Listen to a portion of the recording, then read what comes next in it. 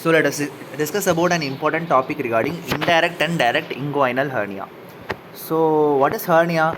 Hernia is a protrusion of a hole or a part of viscous through the wall containing it. So inguinal hernia is one of the most common hernia. So it occurs due to the weakness in the abdominal muscles, so that the abdominal content protrudes out from the abdominal wall. So basically there are two types of inguinal hernia: indirect inguinal hernia and direct inguinal hernia.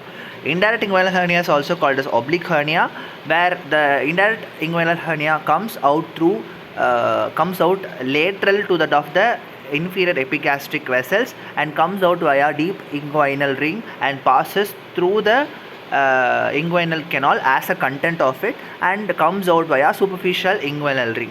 Whereas the direct inguinal hernia, which occurs medial to that of the inferior epigastric vessels, comes out through Hasselbalch triangle.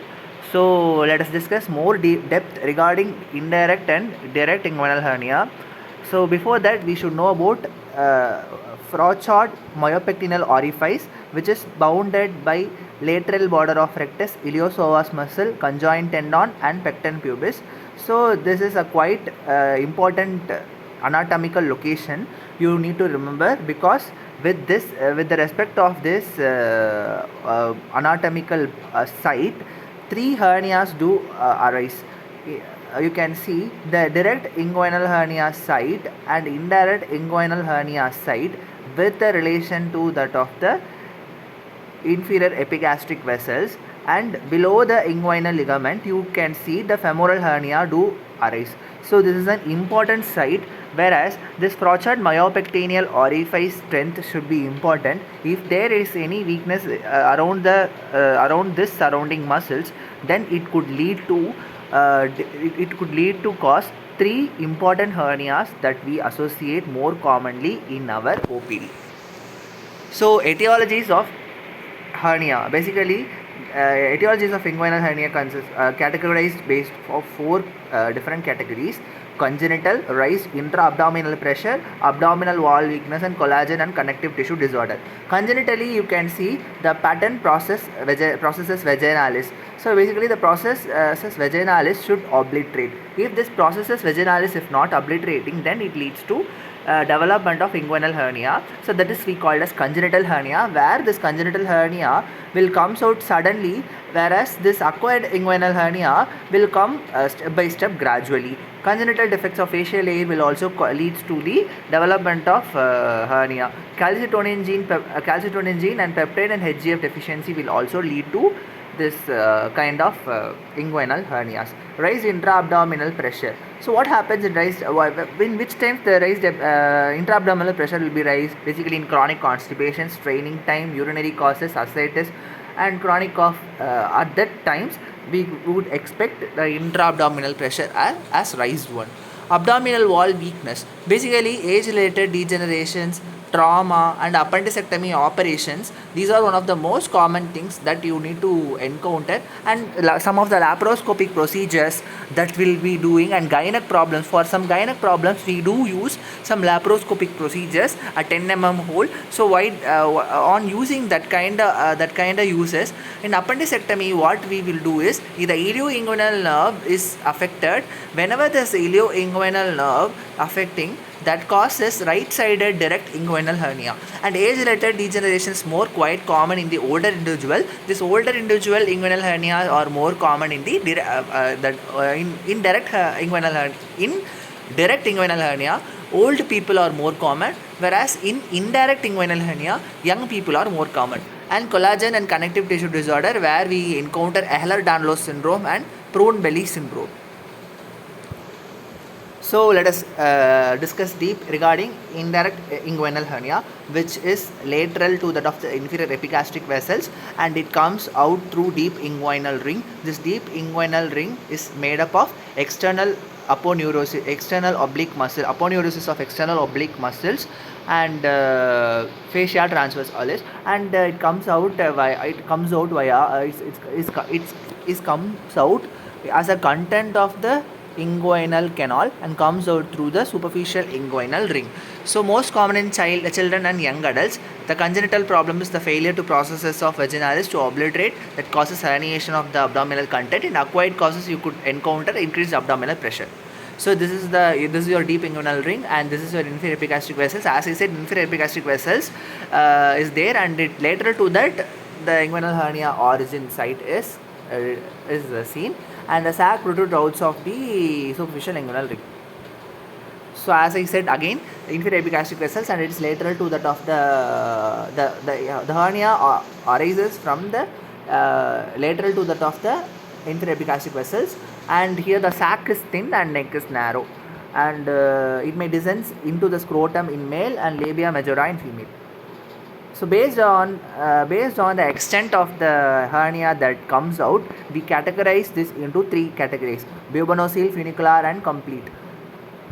So if the hernial sac is confined to the inguinal canal, then that is called as bubonoceal, whereas this hernial sac crosses the superficial inguinal ring but does not reaches the bottom of the scrotum, then that is called as funicular. Whereas if the inguinal hernia, that hernial sac that comes out fully to the scrotum is called as complete. So the testes can be felt separately in bubonoceal and funicular, whereas the testes cannot be completely felt separately in the complete type. Clinical features of indirect inguinal hernia include swelling in the groin with dragging type of pain. Male are more prone for the indirect inguinal hernia. It is better seen while coughing and standing, better felt with expansive impulse, momentary increase in the occurrence of the swelling while coughing. On inspection, the shape of the hernia will be pyriform shape. Skin over the swelling is normal since it is an uncomplicated hernia, whereas in the complicated hernia, the complicated hernia are 2 types: obstructed hernia and strangulated hernia. Strangulated hernia is where the blood vessels, there will be a compromise to the blood supply to the protruded inguinal hernia. So that is complicated hernia, where the skin over the swelling will be red, it will be red in color, and it will be tense and tender, and visible pulsation over the swelling is seen on inspection. Deep ring occlusion test. What is deep ring occlusion test? So this deep ring occlusion test, what do we do is basically we occlude this deep ring, and we ask the patient to cough. So if this the swelling does not appear on occluding the deep ring and appear on releasing the thumb while coughing. So basically the swelling does not appear on occluding the deep ring and appear on releasing the thumb while coughing. In indirect inguinal hernia, the deep ring occlusion test will be positive. So it is a confirmatory test for direct and indirect inguinal hernia. So before that, you should check. There are some rules of indirect. There are some rules in order to check regarding inguinal hernia. You should check it on both the sides, and you should reduce before the test you are doing. And these are some things that you should take up into your mind. Okay. So the swelling above the inguinal ligament and medial to the pubic tubercle, and one cannot get above the swelling. In complete type, you cannot get above the swelling.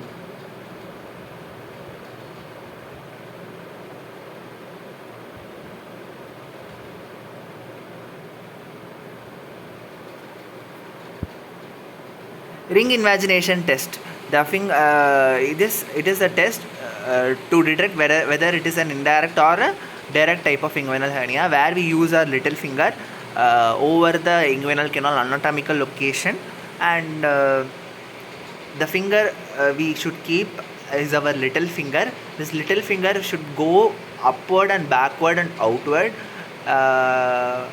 If we sense the hernia over our tip of the inguinal hernia, then that is called as indirect inguinal hernia.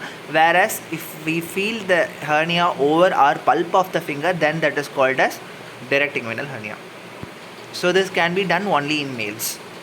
Zeimann's technique. where we use our index, middle and ring finger to occlude three different structures. That is, from index finger you occlude your deep ring, and your middle finger you occlude your middle finger, and with your ring finger you occlude the saphenous opening. So you first reduce the hernia and you ask the patient to cough.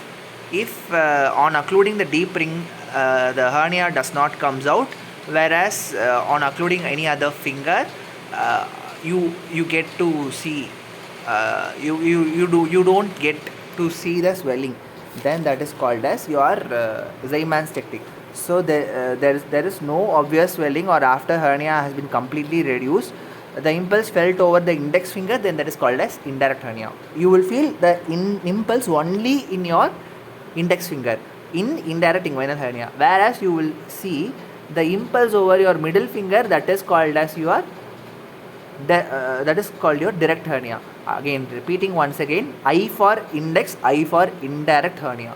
In your if you feel impulse over your index finger, then that is called as your indirect inguinal hernia. Regarding the contents of your inguinal hernia, there's two types: omentocele and enterocele. Omentocele is omentocele's first part is easy to reduce, whereas last part is difficult to reduce. Whereas enterocele, which is the content, that is your first your intestine, the first part is difficult to reduce, whereas later parts are easy to reduce. Duffy feel on reduction will be felt over your omentocele, whereas your gurgling sensation on reduction is seen in your enterocele.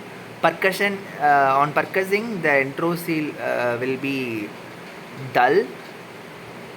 On percussion, the omentocele will be dull, whereas enterocele is the percussion. While percussion, it is resonant. Peristalsis not seen in the omentocele, whereas enterocele peristalsis is seen, and bowel sound not heard in the omentocele. Bowel sound is heard in the enterocele.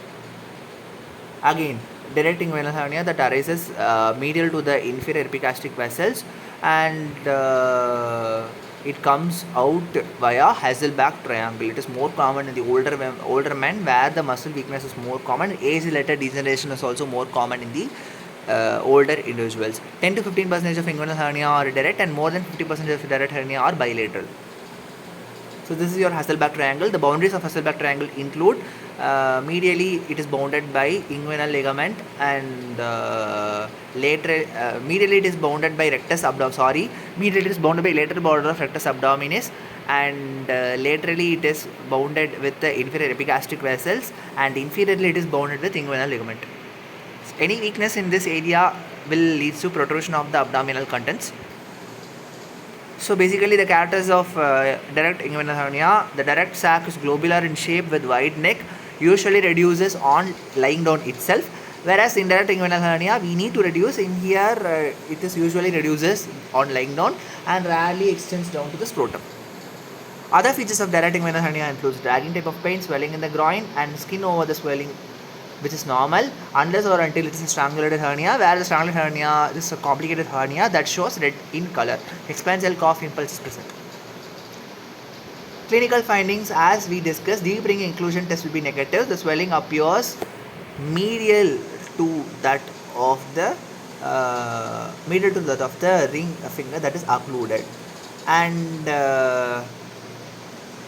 regarding your ring invagination test, this ring invagination test, where we could feel the hernia over our pulp of the little finger, and as we said, in the middle finger you could feel the pulse, then that is called as your middle finger, that is your direct inguinal hernia in the Zeimann's technique. Some of the DDs regarding your inguinal hernia includes hydrocele, femoral hernia, lipoma of cord, undescended testes, and inguinal lymph node enlargement. One clinical clinch: so that is if the swelling arises from the abdominal wall to scrotum, then that will be mostly your hernia, whereas from the scrotum to the groin, if it progresses, means that is your hydrocele. Again, a groin from groin to scrotum swelling, that is your hernia. Whereas from scrotum to groin swelling, that is your hydrocele. So these are some DDs as a pictorial representation: inguinal hernia, femoral hernia, inguinal lymphadenitis, infantile hydrocele, safina varix, lipoma of cord, groin abscess, funiculitis, and undescended testes are some of the DDs of groin swellings.